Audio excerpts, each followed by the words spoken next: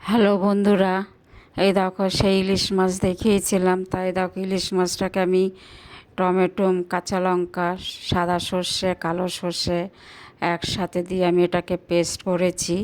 করে তারপরে থালার মধ্যে নিয়ে দেখো একসাথে দিয়েছি, আন্দাজ মতন লবণ দিয়েছি, আন্দাজ মতন একটু হলুদ দিয়েছি, আর সামান্য একটু মিষ্টি দিয়েছি, কাঁচা লঙ্কা চিড়ে দিয়েছি, আর কাঁচা তেল দিয়েছি।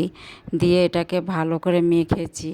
মেখে দেখো কড়ার মধ্যে আমি কলা পাতা পেতেছি, কলা পাতার মধ্যে সামান্য একটু তেল দিয়েছি। দিয়ে দেখো মাছগুলোকে আমি একে একে পেতে দিয়েছি। এবার ওপর দিয়ে কাঁচা তেল একটু ছড়িয়ে দিয়েছি। দিয়ে ওপর দিয়ে কলা পাতা দিয়ে আমি এবার গ্যাসে বসিয়ে দেবো। গ্যাসের আঁচটাকে একদম কমিয়ে দেবো, আস্তে আস্তে সেটা হবে। তা আমার এটা রেডি হয়ে গেছে। তা আমি এটা এখন বসাবো গ্যাসে। তা তোমরা এবার দেখতে থাকো, এর পরের পর্ব আবার নিয়ে আসছি। সেটা আবার দেখাবো।